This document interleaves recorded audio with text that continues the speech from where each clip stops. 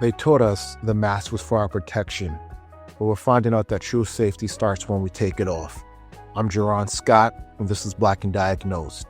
This is a sanctuary for the mind, a space built for those navigating the world with labels like ADHD, bipolar, anxiety, and depression.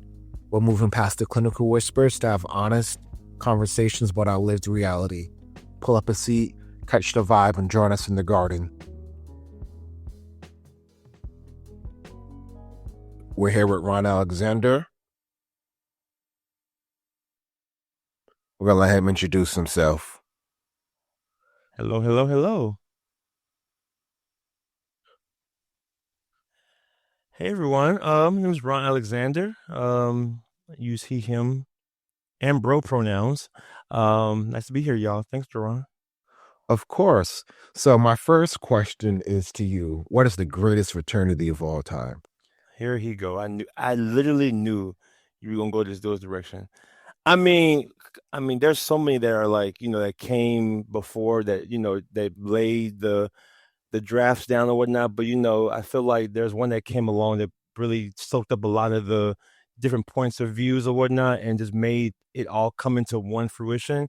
And that is the greatest fraternity of all time, Phi Beta Sigma Fraternity Incorporated, founded June 9th, 1914, on campus of Howard University. So Blue Phi, always forever. What do you think?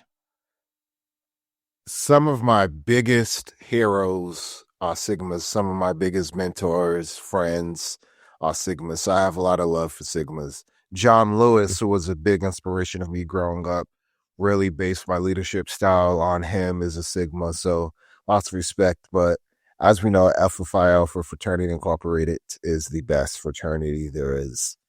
But, we can debate this all day. All right. And my next question for you is this. Of all the places you traveled to, where has been the best?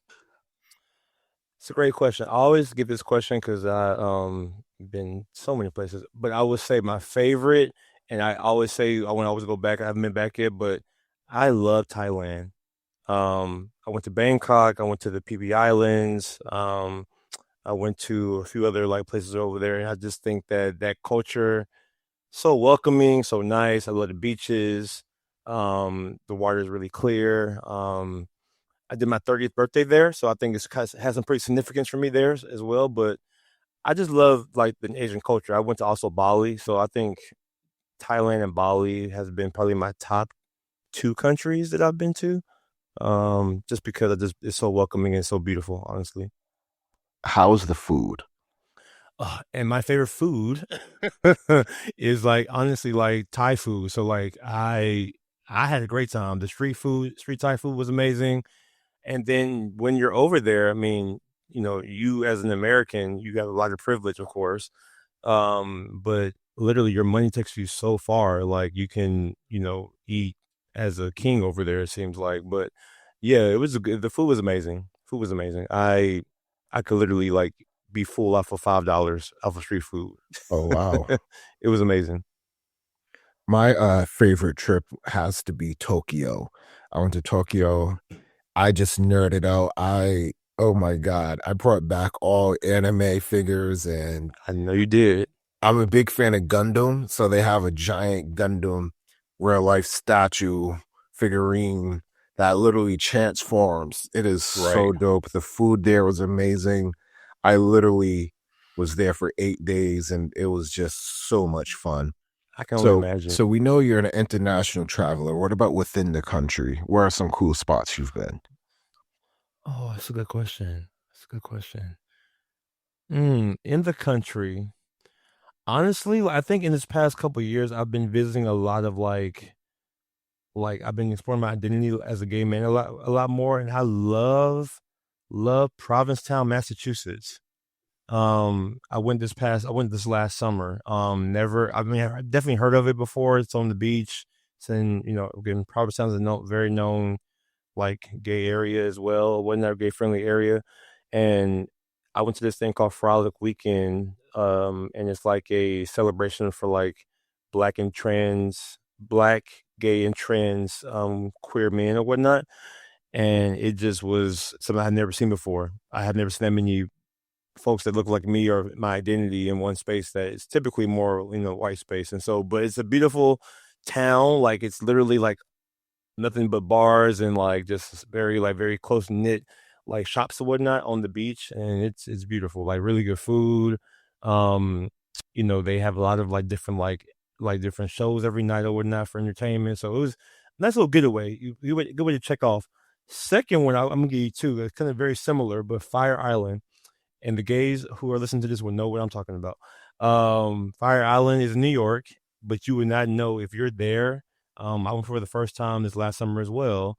If you're there like in the summertime, you would think you're like somewhere on some type of island or some like different country or whatever, for example. And you're literally like leaving Long Island, going on the ferry and going to a different island, like a good maybe 10 miles away, and it's its own island by itself where everything's imported to the island, and it's a gay man's like fantasy. It was like everything that I needed for like a good week. So Oh, wow. I would say those two spaces, yeah. That's glad. It seems like both spaces were just reaffirming to your identities. Yes, yes. Those are things I've been really, I think for me in the past couple of years have been really important to me to kind of definitely explore more, especially I think me moving to Chicago, I think from 2020 until now has been very like focused on like my identity and like really like tapping more into that community or whatnot. So yes, I agree with you with that. That's so important. My final question Yes. before we get into this, and I ask Okay. this of every single person on the podcast: what is your Okay. favorite '90s show? Oh, oh, that is so hard. But it's not that hard. Favorite 90s show, I think would definitely, and was that 90s? I think was Moesha 90s? I believe so. Yeah, So I think she was on the cusp of like like late 90s and like 2000s, but I would say first like I love Brandy was like the my first it girl. So people who know me know I love Beyonce, of course. But before there was Beyonce, for me, my mom was Brandy. And Moesha was like my favorite show. Like literally that little like introduction journal entry every time it came on was like my jam. And then the wrap up at the end was always my jam. So I just think it was a really good show for like young folks back then. But also, um, I want to say there might be one more, but no, I'm leaving it. I'm leaving Moesha, definitely Moesha. you mentioned Beyonce. Put a pin Mm-hmm. in that thought. At the end of this, I need you to think about it. Top 3 Beyonce songs, not Oh, that albums, just songs. easy. Easy. Oh, All right. what are they then? Oh, literally. Oh, this is like I love this question. You said top three, top five, top three, Top 3. Off the top top of your three. head, you got 10 seconds. So Cozy is my favorite because that's my Instagram name. Yes, and also Break My Soul. Those are my top three. Okay, that was easy. Mm-hmm. How many Yes, Beyonce and concerts have you been to? oh, you about to get me in trouble. Um, so just to give y'all context, I went to Cowboy Carter 9 times, and I went to Renaissance 7 times. So that's already in the 15. That's already what 16. Excuse me. Before that, I've been to Coachella. So I've seen Beyonce probably at least 35 times. That is amazing. Yeah, I have. She has been my girl since. Yes, I met her in 1997, and ever since then, she's been my girl. So That I is was literally, yeah, I was 10 years old. that is amazing how someone can have such an Hmm. impact on you. Yeah, she's dope. So speaking of impact, Okay. what was it like when you found out the impact of you having bipolar disorder? You know, that diagnosis came at a time where I was in a lot of confusion with a lot of things. It honestly at first was like kind of like an eye awakening, like, oh, this is why so many different things make sense. Um, and why my depression feels so heavy, Um, I didn't know why this feeling was of lows were like the lowest lows that I was feeling were so heavy for so long. And when talking to my psychiatrist at that time and my doctor, there were just a lot of things happening in my life that I think I couldn't really explain to myself, like why I kept seeing the same repeated behaviors. And so I think for me, it was kind of like eye awakening.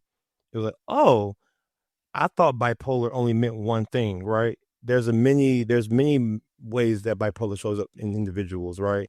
Some have extreme mania, some have extreme side effects that might include, like, crazy shopping habits, sexual advances or whatnot, things that could really show up differently for whatever reason or whatnot, depending on what your type is or whatnot. And so I I think for me it provided more research opportunities. It provided me to kind of delve deeper into who I was and kind of like say, like, okay, that word is scary, or those two words are scary, or whatever how you look at it. Um, but now you have meaning to what has been happening in your life. Um, I think it didn't. It really shifted my confusion to more like understanding in a little in a sense, and I think I really do appreciate being able to have access to healthcare to understand like what was happening with me, and being able to figure out, okay, let me break down some of these um ways about myself that I didn't understand initially. So now it was really eye open for me. You made two valid points there. You made a lot of Mm, valid points, but two I want to focus mm, on. The okay. first one is repeated behaviors. Before I was Mm-hmm. diagnosed, I feel like I had a specific pattern in my life. It was like Mm-hmm. very predictable. Yeah. I would do things, hypersexuality, Mm-hmm. impulsivity, grandiosity, and I would Yep. just feel these lows. And you talked about the deep, deep lows, and it really feels like Mm-hmm. no one understands those lows. Yes. And it's because you have no name for it. You don't know how to Mhm. explain it to anyone Exactly. because you think is this something that's everyone feels, but then you Mm-hmm. realize people can't feel this. There's no way on earth people can feel this low after feeling so high. So Mm-hmm. when you don't know there's a name to it, it's hard to explain that. So I'm glad you brought up the thing about understanding it and giving it a name, because once you have a name for it, you can begin to understand it and realize, okay, this is just part of what's going on. Right. So that's Exactly. that's that's amazing. You talked about access to healthcare. I get a Mm-hmm. lot of people, a lot of messages saying like, "Hey, I really wish I can get help. I don't have access to Mm-hmm. healthcare." What do you Mm-hmm. think are some ways for people who may not have access to healthcare and go get some help, or ways Mm-hmm. they could, get some things sorted out? Yeah, that's a really good question, and I want to answer that question in a way that is, I again very privileged to have a job that provides healthcare, has health insurance, and I know that's not everyone's reality or whatnot, but as someone who is really passionate about access or whatnot, there are plenty of community resources in folk cities or whatnot that people can look up in terms of especially like around mental health concerns or whatnot. So I would say if you are struggling to find that access, I think the first place I would definitely go to is looking at some type of like state agency or whatnot, and maybe seeing what can be looked at in terms of Medicare and Medicaid or whatnot, especially if someone's not employed, has not been able to reach that type of access, of course, in that aspect. And then secondly, there are many therapists, and there's this thing called therapy for free .org or whatnot. And so what happens is that there are psychiatrists, there are therapists, there are social workers, there are plenty of folks that are offering services through either telehealth or through they might be able to give like referrals for folks to receive healthcare for basically a zero cost or whatnot, depending on the actual state that you're living in or whatnot. So happy to send you resources, Gerron, so you can share with your followings or whatnot if you would like that. But there are plenty of folks that were offering those resources out there, depending on what state you're in. Thank you for that. And then, but I also want to address your other point that I brought up, is that you said in terms of like naming what the lowest of lows are and the repeated behaviors or whatnot. I think no one really understands that. People keep saying, people told me before I knew about this diagnosis that what's the definition of insanity is doing the same thing repeatedly, expecting like different result. And I think for a lot of folks with bipolar, that's the reality.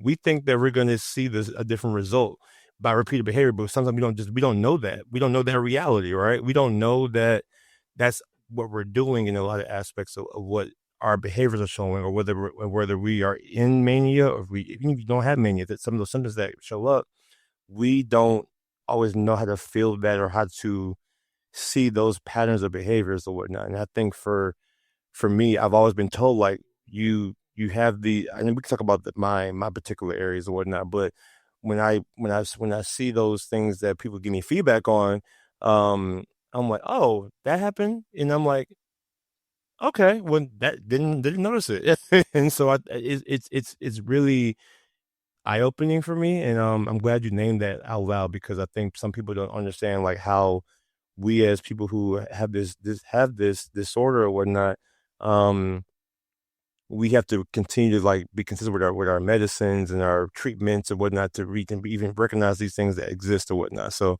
that's all I want to say about that. Yeah. Yeah, and you Yeah. touched on something great there. This idea of doing the same thing over and over again with no results, or expecting different results and not getting them, Mm-hmm. is insanity. Mm-hmm. And I'm going to push back on that a little bit, because people with Okay. bipolar disorder, we do expect different results. Mm-hmm. We say if we push through this low, this next time it'll be different, right? This next Mm-hmm. grandiosity moment will be different. Yeah. But I think sometimes pre-medic this is gonna sound very weird, but I use pre-medicated and Uh-huh. post-medicated. Pre-medicated Gerron and post-medicated Gerron, two different people. Mm-hmm. Yes. Um, Yes. Pre-medicated Gerron, I would expect different results from doing the same thing, Mm-hmm. because I would say to myself, this time will definitely be different. I know it Right. will, because it has to be. I'm not doing the same exact thing, but it was literally the same exact thing. I would find someone, I would date them, I would cheat, Mm-hmm. hypersexuality would kick in, the Right. impulsivity, I would go out and spend a lot of money I didn't have. I would do Mm-hmm. all these things and expect different results. Then I'll slip into that deep, dark place. Yeah. And I was actually talking to my psychiatrist recently, and we talked about major depressive disorder and how that's part of bipolar type 1. Mm-hmm. And she was like, you know, it's something you have to deal with. And I was a little taken aback by that. I was just like, major depressive disorder. I was like, I get sad from time to time. She was Yeah. like, Gerron, you just don't get sad. From what you described to me is something a lot more than just sad. Mm-hmm. And and it really opened my eyes to see like, hey, if I'm gonna do it, I have to really do something different. Right. I can't Yes. keep doing the same thing over and over. Mm-hmm. And when I was saying, and that's a really really good point, Jerron. Like when I was saying, people like us who share this, is that like you said, the pre-medicated part of that. Even if you're say you're diagnosed with that, and you're not on your prescribed medicines or whatnot, you're going to do what you just described repeatedly again, of course. But maybe if, like you said, but if you're on your consistent medication, that does kind of shift the glass a little bit. I mean, hopefully with the right treatment, of course, and the right right therapy or whatnot. But I do agree with you. I think that we pre-medicated. I was the same exact way. Mine showed up a little differently. I was the person that would enter very like shallow relationships, and would not be who I am. I would try to pretend to be somebody else. And that would always be my case with a lot of different friendships or whatnot. I thought that's how I had to show up in the world, because the world showed me something differently. I think as Black men we already feel this pressure of like feeling like we need to be perfect. And I think bipolarism, for me at least, for Ron at least, made me feel even more like worthless, or made me feel like I'm just like, oh, I'm just not anymore. I'm not anyone. So I got to make sure I prove myself in a sense to like, I had to be somebody different. I need to be this version of myself that truly is now who I am. And that's where I think I got myself in a lot of trouble, in a lot of different ways. Yeah, I think that version of ourselves is conflicted and competing with each other. That Yeah. version that people expect us to be and that version that we want. Because more romantic or hypomanic, depending on which one, we show up as this sometimes this great person to be around until we're not, Two or right? not. Until we're not. Yeah. Yeah. Then, right, we show up as, this confident, person where it's just like, wow, that's contagious. Then it's just like, Yes. oh, that Mm-hmm. negative stuff, that's we don't want that. Right. But And yeah, go ahead. one of the things you mentioned was the masculinity piece. So Mm-hmm. as a Black man, how do you navigate this hyper masculinity that's expected of us? Mm-hmm. We're looked at as the providers, so how do you redefine what masculinity looks like navigating this bipolar disorder? Yeah, and great question. I think I I take a different lens with masculinity already just because of my identity as a gay man, and I think I try to always push back against this notion that we are all human beings navigating this one world in a sense, and I try to always picture every person as a human first. Yes, we have different quote unquote roles in this American society that we live in, and I try my best to always push back against those norms or whatnot because again, those are things that were placed upon us by who we already know who. You can say white And people on this show. what? Okay, just want to make sure. And that's not always we came from tribes that we all share things, and I'm sure we had our own versions of masculinity in our own like ancestors or whatnot. I'm sure of that. But for me, I I look at it as someone that it's beautiful that I think that we can be vulnerable about these things. I think it's beautiful as a man that we can share that it's okay to struggle, it's okay to work through something and that we have flaws. And I think I think it normalizes us in a way that it says that the man can also have things that are going on, but also I don't look at it as a weakness. I think we tend to sometimes look at failure or like, these type of like disorders as a failure. And I think it can really be for me is strength. Like for me, it's my superpower. It's my wings on my back. I'm like, it's something that I got to carry and I'm going to try to carry in a way that's safe for myself, but also for others around me. Cause now that I'm aware of it, I'm going to do my best to like understand it a lot more and that way, as I'm navigating that space or whatnot, I'm going to do my best to tackle it as best as I possibly can. Am I perfect? No, I'm never gonna be perfect. I'm going. Can we curse? Absolutely. Okay, I'm gonna fuck up. So, like, I'm not gonna, I'm not gonna be someone that's gonna like have this rigid. Now, I would say growing up, I think as a black man, like I think my mom and my dad definitely had this ideal of like raising this like perfect academically like really like strong and um very into sports type of like black male in their mind or whatnot. And unfortunately you got a bigger gay black boy that loves boys and I mean loves to go out in Vogue and do other things. Sorry, mom. But they love me. They love me to death. I'm not saying sorry, mom anyway, but they love me to death. But I think at the end of the day, like those things that we have been taught as children, um, we had to push back to, man. I think we just had to push back, and I think for us that deal with this disorder, I think we get to like really prove that we can, show light to things that are like really hard or whatnot. If that makes sense.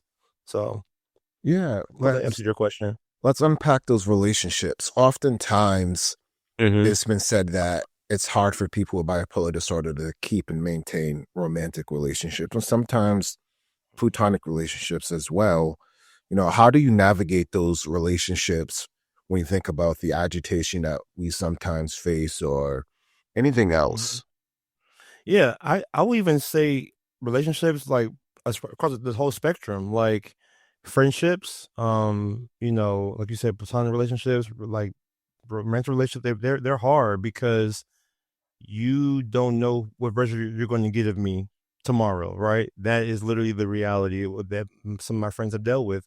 And I've lost friends. I've lost friends as much as like as last year, years ago, um, because of this. Because of this, and one thing I share with y'all is that when you are dealing with this type of disorder on top of like maybe like dealing with like alcohol issues or like substance issues or whatnot, it makes things 30 times worse. Especially for family, for your friends, because the thing is you're really, those things are fighting each other in a sense in your mind, and you're not getting any type of better. So I think, yes, when I say that, if I'm battling too many things at one time, I'm not going to show up as the best version of Ron at all. It's not until I'm able to say I'm ready to help myself and ready to really commit to myself. That's when things, I think, will have improved for me, at least. When I would say, when enough is enough. And I think for me is really sitting down with myself and being honest with myself, saying, hey, this is not like, the common denominator is not this person. The common denominator is not that person. The common denominator is Ron. And when you become honest with yourself and you're able to sit down and just say, hey, don't let this, also don't let that be an excuse for why your behavior is the way it is. Like, no, that's your behavior because you're not following the proper protocol that you have been given already. And so I think there's times that we can sometimes use this as a crutch. Sometimes not us, as me and you, but like individuals can use it as a crutch to say, like, this is kind of why my behavior is my behavior. Now, do things happen that are out of our control sometimes? It could happen, yes. But at the end of the day, that can really affect friendships and relationships. And I think with me is I've always tried to be honest. I think in the past, I would say the past year, I've been very upfront with like all my family, my closest friends that have stayed around me for a while, and even my new ones, like my boyfriend now. Like, we had a long conversation about how this, because I was telling him I was on this podcast, like, you're going to hear about my bipolarism, and so I didn't want him to hear it tonight, but he'll hear it when this comes out. That how I struggle with this in terms of how I've dealt with men in the past or whatnot. Like, I was very, very hypersexual. Like, I thought I had to like be a hoe out here in these streets. And now that's very much not the case. I've changed a lot of ways about myself, just given some of the ways that I showed up back in the day. So, um, I hope that was out for your question. But yes, those relationships that can be very, very difficult, Duran. So I think. How do people become honest with themselves? Whew, I think it takes a lot of failure. Which again, this is more, I guess, for me, more individually. For me, it took for me a lot of disappointing myself, um, repeated behaviors, like we said earlier, that didn't result in what I thought they were going to result in, um, and not admitting to the fact that you are, like I said earlier, the common denominator. That was for me how I became honest with myself. Is that okay? I finally, besides treating the symptoms of like the outcomes of what were happening, I wanted to start treating the core, like why this was even occurring. And that's why I started talking to a therapist, like, actually consistently, and not just going to my psychiatrist to get my medicine and just doing, not trying to do the easy way out or do the halfway in, halfway out type of situation. Really fully putting 2 feet into treatment and 2 feet into like really committing to like understanding myself a lot more about how do I combat some of these things that I are the core of why I do the things that I do. Um, that's when I think I became more honest with myself, because again, there were times where I'm just like, oh, well, this would be better because of this, or I'll lie about this and it'll be okay, or I'll not tell them the truth about this. It'll be fine. No, it results in negative outcomes usually, and people don't want to be around people like that. And when you see people kind of steer away from you and steer away or say they don't want to have anything to do with you, that's a that's a hard pill to swallow, when people don't want to have anything to do with you because of something that that you could have done differently, you could have changed, or you could have just really just be honest about it. Um that weighs on you. So I think at some point you have to sit up and say, at least for me, what I did, I just say, you know what, Ron, you can't continue this down this pathway. You're first of all, you're about to be 30, you'll be 40. I won't say when, soon. And so you're a grown ass man. And I think that at some point you can't continue to do little boy things, even though there's some things about, your mental health that you can't control. There are many things I control that I can't control about it, and we need to figure out what that is, and that's what I did this past year. Nice. Yeah. So for me, the honesty part came after I started taking my medication. Okay. I had to really sit down and look myself in the mirror and say, Gerron, you hurt a lot of people who wanted Mm-hmm. to do nothing but love you. That's Yep. it. Like, Yep. and that still brings me pain, right? Mm-hmm. When I think about all the people who were just like, I just want to see you be the man who you say you are and the man I know you can be.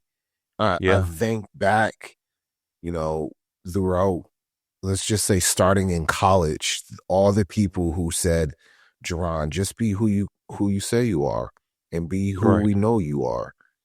Mm-hmm. And there were times when I was, but there were so many times when I couldn't be that person or I wouldn't be that person. And once the mood stabilizer was in my body, like I felt everything. I wanted to do nothing but apologize. I probably wrote a letter to every single person I knew. Mm-hmm. Like I didn't Yep. send I did send a few. But Yeah. I sent a few. But the majority I didn't send. I didn't send some Right. to my family. I did send some to a Mm-hmm. lot of women I wanted to send some guy friends as well. I didn't send some to. But I Yeah. wanted to. I Mm-hmm. wanted to apologize to everyone. And part of the reason for this podcast is because I owe it to myself and I owe it to the world to make amends. To say, you know what, world, I'm gonna be the man I think I can be, I know I can be, I'm gonna be the man you know I can be. And you are doing a damn good job, Gerard. Like I've seen you grow since 2000 and damn. Oh my God. I'm at 2011. Is that 11? 12? Oh my gosh. And I mean, seeing you from this point on to now, like I know you had ebbs and webs of like a lot of different things in life. Like, yes, I have seen such a difference since you told me about your bipolarism to now. Even that point, like it's been such a ride. I'm like, I'm so proud of you, and I'm like, I'm very much similar to you. Is that I'm glad you asked me to be a part of this because it's something that when you asked me, I was like, talk about my bipolarism because it's something that's very sensitive, something that's still fresh for me, and it's still something that I want to rectify because there are people, like you said, there's people that we have heard that I heard, and I think that showed up for me a lot in my last state that I lived in Illinois, in Chicago, and whatnot. And I love that city. I love my experience there. That was probably one of my favorite. I'm sure you know that you visited. Like I love that place. Like, and that place treated me so well just like you, like when I was on my meds, like I was very honest with myself, and I felt like what I did wrong in my situation was that I would do my meds, right? I would do like consistent for maybe like 2 or 3 months. Then I'm like, you know what? I'm good. I'm fine. Then I'll go off of them, and then it'd be things will be okay for a second, and then people should look up like what can happen when you go off some certain type of medicines or whatnot. It's not pretty. It's very it's not a good experience at all, and I never suggest that talk to your doctors about that. But I would not be consistent with my medicine, and it would show up in a very very negative way to a lot of people. Whether it was somebody I was dating, somebody I was seeing, a really good friend of mine. There's a really good friend of mine that I lost like a couple of years ago that I still think about every day, and for me and him, like that was my ride or die, and but at the end of the day, I hurt that man. And at the end of the day, I always think about when I think about what you say about being honest with yourself, that loss alone was the reason I said, you know what? I lost somebody that I thought would be around my entire life, right? Um, and when you lose something like that's when you realize like this is something that's greater than just like a one off or whatnot. This is something that's impacting like people are very, very close to you. And so that's where for me, it's like, okay, Ron, medicine needs to be something that you stay on for the rest of your life if you want to be able to maintain some of your sanity there. So that's something that I really appreciate you saying that out loud too as well. Yeah, one of the things Yeah. why I take my medicine consistently is because I knew who I was before I started taking my medicine. and I never want to be that guy again. Yeah. Never. But there are times when I do feel fine, where I'm like, do I really have this disorder? Because I feel fine today. Exactly. So you talked about starting and stopping. So how did you finally get over that hump of feeling fine and knowing you had to consistently take it afterwards? Oh, there was a couple things that happened. I think, to be transparent with y'all, there was one time that before I left Chicago, when I went off, when I had a feeling that I thought I was fine. I was in a really good space. I was really involved in this community or whatnot. I was just really on a really high of highs. I was on my medicine, doing really, really good. And I was like, I was in a really good space. And I was going on, I think I was either going on vacation or I was going somewhere. I forget where, but I went on vacation and I forgot my medicine. And we were going for about a good 4 or 5 days. And I think for me, I said, Ron, you'll be fine. You'll be okay. You're doing well. Don't worry about it. Instead of me talking to my doctor and getting something prescribed to me and sent to me, either where I was going, I didn't do that. And I got back and just kind of really just forgot about it. And ended up just in a very, very, I went from a very, because when you go vacation, euphoria, and just very like, oh, I just had a great time.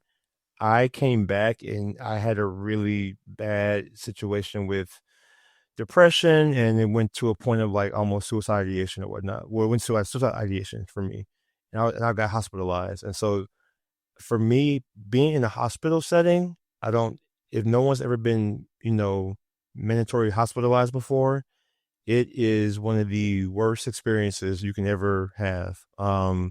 It's not jail, but it can feel like jail.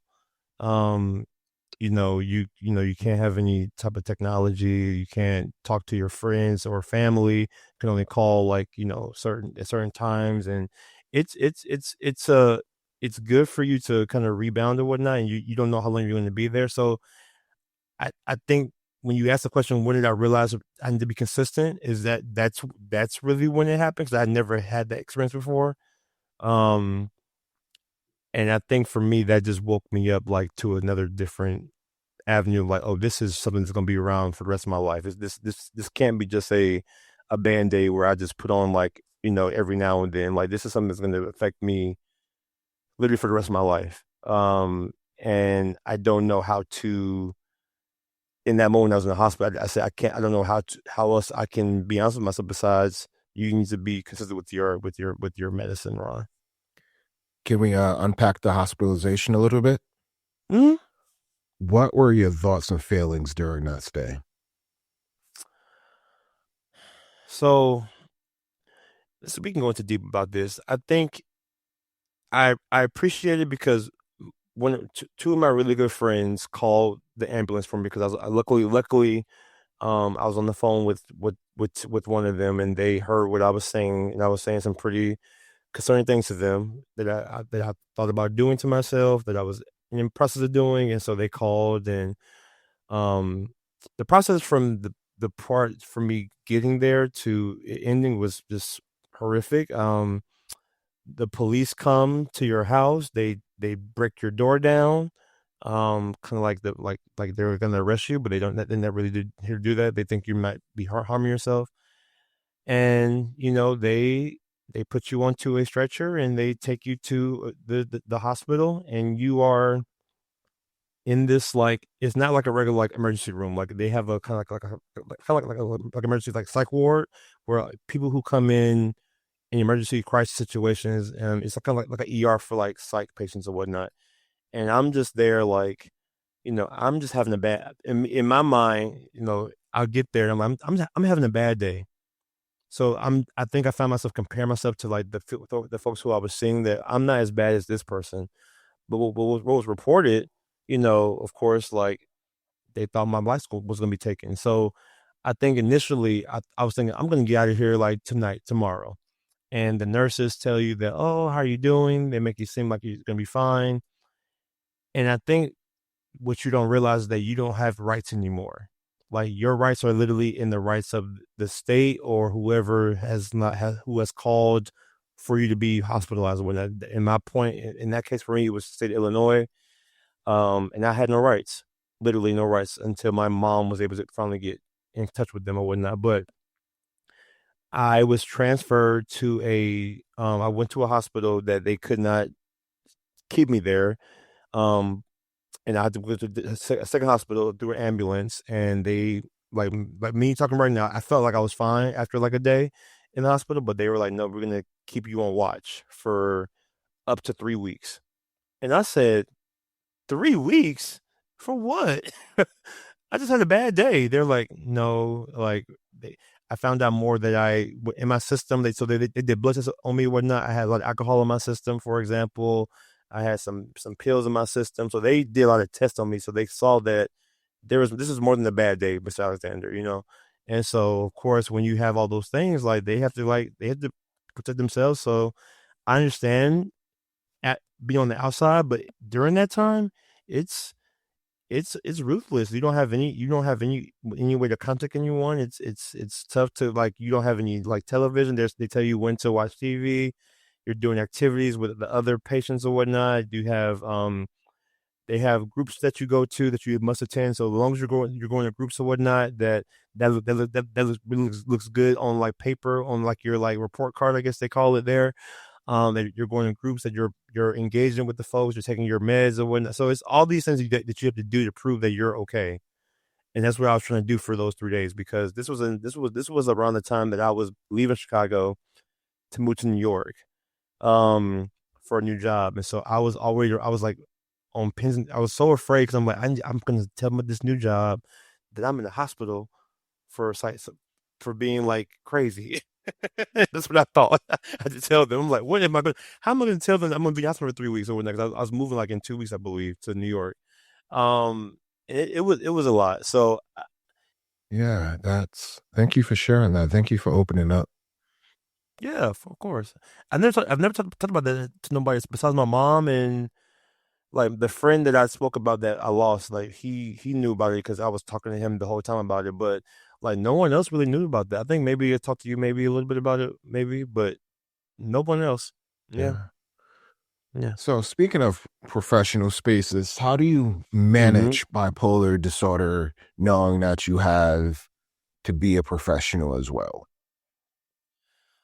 Oh man. So one thing I always tell people is that I started answering that in 2020. First of all, I started answering that question on the application that they asked, do you have a disability? That question gets answered yes all the time now, because unfortunately with this new administration, with this man in office, it might be a little different now. But before before all that, you know, the disability, as someone who has a disability, I mean, bipolarism is considered disability, of course. You're protected by your place of employment. At least you're supposed to be. And so I'm someone, since I've been diagnosed and since I've been honest and been consistent with my medication, I've been honest about my disorder with my supervisors, with my the people that should know, like like our HR, for example, for my supervisor. So in case I'm having like a episode, or I'm having like not a day that I can really come into work, they understand what's going to happen in that situation.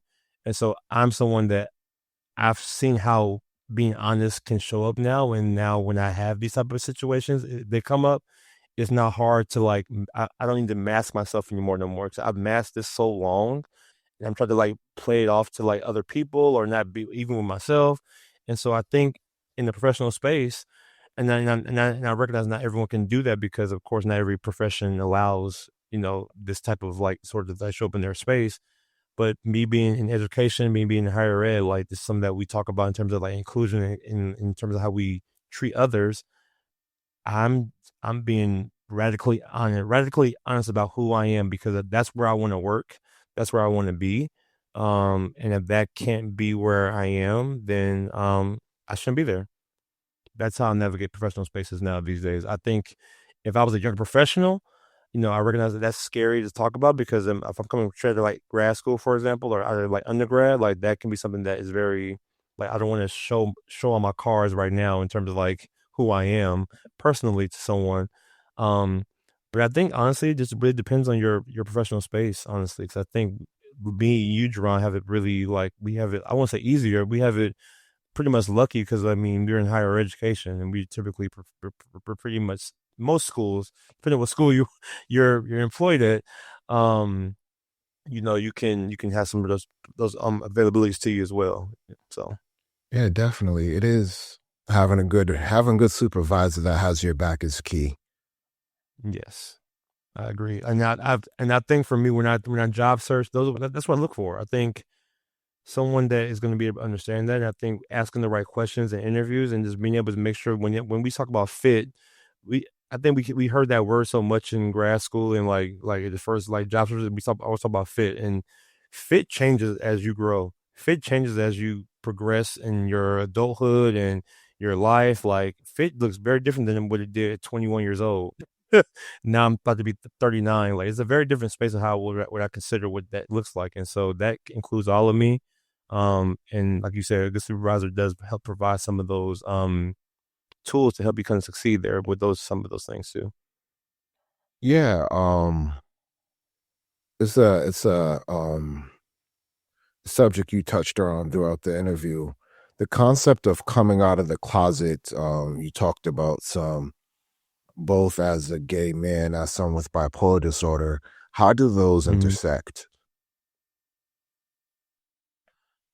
So you're sect, like the coming out piece, or just like those two identities. Both. Hmm. Well, technically, I'm coming out now, I guess, with bipolar. I mean, um, coming out, you know, I just like I think I said earlier a little bit. I think humans are meant to mask in general, and I think even whether you're gay or straight or whatever you are, I think we are so programmed to hide some of these places of ourselves that are not quote unquote seen as acceptable or normal or popular, I would say. And so again, white people gave us norms. And I think for me is like I was bullied as a kid, so I think for me I was a very like fat black like feminine presenting kid in high school and elementary school, so I already knew like how I was looked at then. And I think now people talk about the I guess the quote unquote glow up that happens between teenage years and like adult years. I guess I don't know what happened. I think mine didn't happen to after like grad school, in my opinion, but okay. I don't know what that means. I'm just using that as terminology, but like I think for me, I finally was able to like really start loving me. For me, in terms of my gay identity first, because I didn't really know much about bipolar. Like I came out when I was 24 or 25 years old. Um, and up until that point, like I didn't like Ron, I didn't like me. I think I was just always ridiculed about something about me, so it made me didn't like me at all.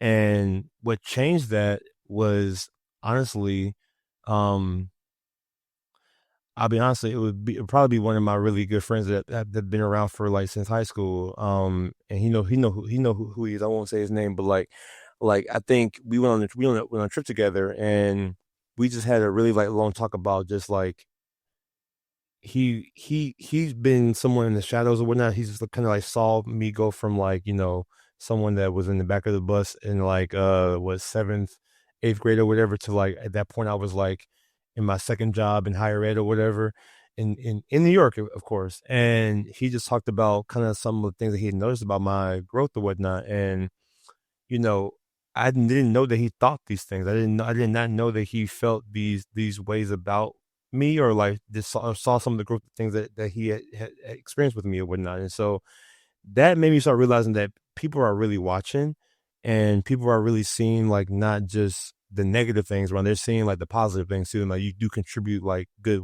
light to the world too. And so I had to like stop looking at things in the way of like what am I doing wrong instead of like what are the things I'm doing right, because no one's perfect and no one's that. And so I think I started shifting like the love or the guess the hate I have for myself to love. And that's when I said, well, I'm tired of hiding this one thing that I feel like I keep like just people keep talking about it. I've been asked about it about damn near 1,000 times. Like, yeah, y'all, I'm gay. Like, okay. And it just and then once my mom and dad said, okay, we love you still. That's when I was like, okay, if my foundation can be like, my mom's hella religious.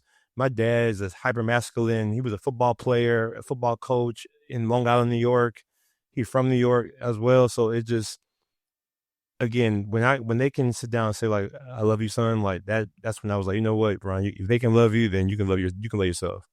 And I think that eventually translated into what, to the bipolarism. But I will say bipolarism was more difficult because it caused a lot. I think it caused a lot more issues and trauma for me in my later adulthood, like I guess my current and later adulthood, than I would say my gay identity. So I think gay was more like, okay, that's more, quote unquote now more acceptable than bipolarism, honestly. If you think about it, in high society, more, there's a lot more that you see on TV about gay and LGBTQI community than you would see about the bipolar disorder or whatnot. So again, it's something that I think we're still exploring. So I think honestly, it's hard. I think I'm still working through how that looks for me and how that feels, because I don't ever want that to be, at least for Ron. I don't ever want people to think back to me and say like, oh, this is why he was acting this way. I don't want that to be that, if that makes sense, because I don't want it to be my crutch either. So I think I'm trying to not let it be fully who I am in the forefront, but also I want to be able to empower people to be like, it's okay to also like express who this is about you. So I think it's a balancing act, because it's really hard to like try to explain how to show up in a space like that without it being your full identity. So now's the time of the podcast where we turn the floor over to you to ask me questions. Ooh. I get to ask you questions. So I have a couple questions for you. I was thinking about this when you were talking earlier. When did you I know you mentioned medicine. You said we on your meds, but what things did you become honest about when you realized, okay, you're on your consistent medicines and whatnot? What are some things that you had to really attack about yourself, about Gerron, that were maybe the difficult parts about yourself that you weren't ready to tackle when you weren't on medicine? Um, tell us more about that story for you. Two things. The impulsivity, because I think that goes hand in hand with Mm-hmm. hypersexuality. It's a woman could be like, Mm-hmm. hey, let's have sex. I'm like, okay, cool. Then Okay. alcohol use, Mm-hmm. and that goes hand in hand with Yeah. impulsivity. I had to sit down and Mm-hmm. really evaluate my alcohol use, and sometimes it does slip. But Mm-hmm. I'm very mindful of how Yeah. much alcohol I intake. It should be zero, but let's be honest. Mm-hmm. When you start drinking as a teenager, it's hard to just be like, I'm gonna quit, right? Of course. Of But course. those two, I had to really sit down and say to myself, Gerron, if you want to live a long life, you're gonna have to stop these Mm-hmm. things. If you want to be Yes. productive, if you want a family, if you want to get married, if you want to do any of these things that you say you want to do, you're gonna have to stop. Like that. Like that. How do you manage so going more, because I think something that me and you do share is like, in the past, like I definitely and still to this day struggle with like my relationship with alcohol. Like, how do I want to do I want to go sober? Do I want to do moderation, special occasions? I've done a wide range of like, dry Januaries, then on Februaries or whatnot. But how do you manage like your decision making around alcohol in relation to like being consistent on your medicines and whatnot? Because that's something that I'm struggling with, that I struggle with, I think, daily or whatnot. So I would love to hear kind of some of your So advice I around go that. through spells where I just don't drink at all. It's to the point where Mm-hmm. if I'm not, I have a whole bar downstairs, but I don't crave it. Yeah. So I'm at the point where I don't Right. crave alcohol, but I will Mm-hmm. drink. If someone's like, hey, let's grab a drink, I Yeah. will grab a drink with them. So, Yeah. but people do know that I'm not a drinker anymore. I, I, I don't Okay.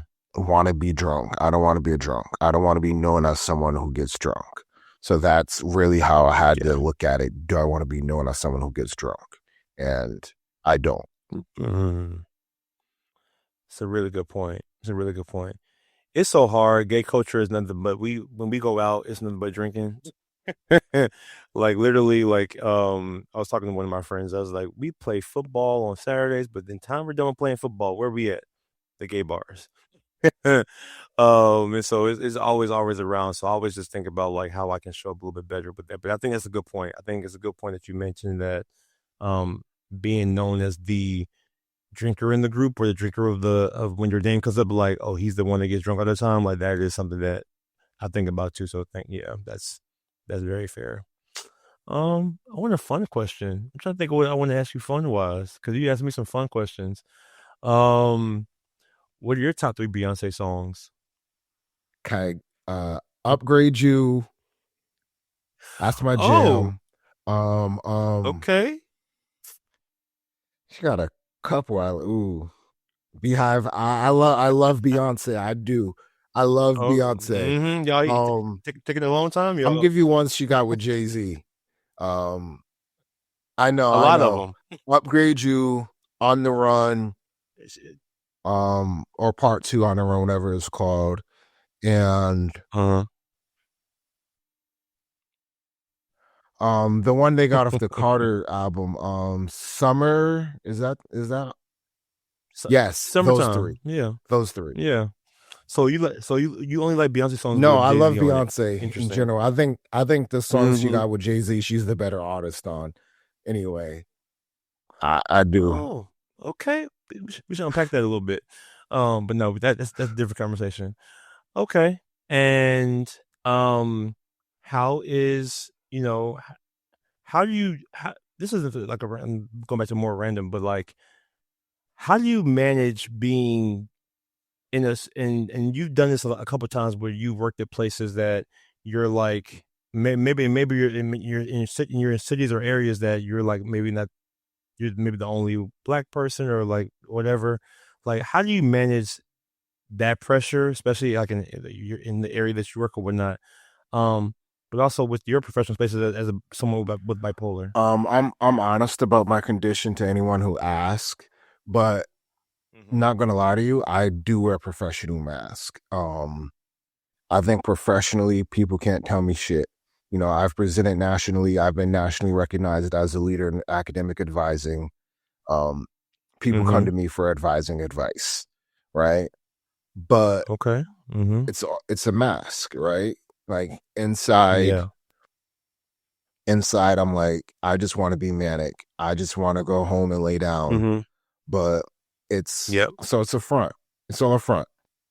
But I'm so good Mm-hmm. at what I do that like I tell people, can't no one see me professionally. I have accolades upon accolades, and like people see my name in Okay. advising and they know who I am. But at the same time, like I said, it's a front. It's all a front. I think most of what we do is a front. So Yeah. Okay. We should talk about. Okay, let's talk about that. Okay. I mean, you're not lying there because I think we're in this conference season now. Because I'm not sure. Are you going to any conferences this season? Did you go to any conferences? I'm not gonna name the school I'm at just for purposes, Yeah. but Yes. Yes. budget. You know, yeah. Oh yes. No. Trust me. Yeah. I won't name. I will not be naming my school either. But like, yeah, we have the same issue. Like, we can't go to any national conferences, but I did go to a conference that's centered around my actual functional area or whatnot, which I will not name as well. But yes, I think at the end of the day, like those things like are big fronts, and I always just thought about that. It's like I wonder, like we're hiding so much of ourselves, and even in those spaces, but we try to say be authentic, elite who we are in these spaces, but then we can't because what will happen? I mean, when I get hired somewhere, someone will talk about this at these conferences. Like you said, you get advice from people in advising or whatnot, in like your area or whatnot. Like you are a nationally known leader. So what do you think would shift in that that identity of yours if that mask came out? Because now, you know, you might have a really popular podcast. Hopefully, pray to God. Honestly, I hope the shift that it's normalized and people say, you know what, Gerron, I'm dealing with an issue as well. And, Yeah. I can't compare my honesty to anyone else's bravery. I can just compare it to my own. But as a Black man who struggles with an issue, it's hard sometimes to tell people that, because we're looked at as these hyper masculine beings where we're supposed to be these savages, right? These men who just want to tear shit up. And it's just like, when you're not that, people are like, what the fuck is going on? Right? Exactly. And you talked earlier about how you were feminine presenting, and people, I'm sure, were like, what the fuck is going on with him? We have to toughen him up. We have to be mean to him so he can be more masculine, so he can be all these things. But at the end of the day, we can only be who we are. And my goal is to help Black men and Black people in general, Black women, Black boys, Black whatever intersectional identity you are, to be themselves. And like I said, it's unfortunate that we have to wear a mask at work, but that's the reality. If this mask comes off, it could be, you know what, he's crazy, we're not going to do this. That's an interesting take. I agree with you. I think we in higher ed and in general, like, I think a lot of different professions, not just our professions, work is always going to be in this space of like masking. I just always worry about how the folks that like people like me and you, how we are able to show, because again, at some point, the mask just gets tired. It gets tiring. It's when you're masking so many things, but also like you said, you're really good at your job and you're really good at what you do. And I never want, anybody to feel like if something like goes array of that feeling, now you have to uncover or figure out like, how do I now peel back that mask or like reattach it or whatnot in a different way, because now you have to having to readjust not just that identity now, but you have to kind of don't forget about this one over here too. So like bring those two together. It's interesting thought. So I'm just thinking about that out loud. But that was my last question for you. Well, if the people want to reach you, how can they reach you? For sure. Well, I am on Instagram. My Instagram handle is Ron is Cozy, just like the Beyonce song I said earlier. RONISCOZY. Yeah, you reach me on Instagram. That's my main social media page. Awesome. Thank you, Ron. We appreciate having you on the podcast, and we'll probably have you back because we only got to like one of the questions that I had for you. Right. We had like 5 questions that you sent me. We only had one. I'm happy to be back, Gerron. I will be back any night you would love me to have me. Thank you for having me. That's our time in the garden today. If this conversation resonated with you, or if it helped you feel a little less alone in the fog, please share it with someone who needs to hear it. This has been Black and Diagnosed with Gerron Scott. If you'd like to contact me or share your story, you can reach me on Instagram at g.scott, GDOTSCOTT, or info@gerronscott.com. Make sure you subscribe to get the newest episodes when they drop. Be well, and I'll see you back in the garden soon.